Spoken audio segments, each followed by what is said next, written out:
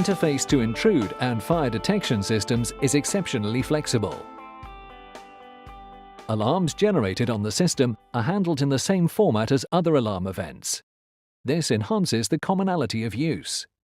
With intruder alarms, the system can be set and unset either by using a mimic alarm keypad or by selecting the zone on the graphic.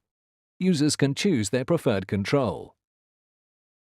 All individual detectors display their current status, such as armed, unarmed, fault, tamper, alarm, pre-alarm, etc. Control panel alarms and faults will be displayed at the control panel icon. Depending on the manufacturer's interfaces, some systems allow Genesys to inhibit, uninhibit, or isolate detectors. This can be of immense benefit in museums and art galleries, for example, where access to one case may be required, or when access through a monitored door is necessary.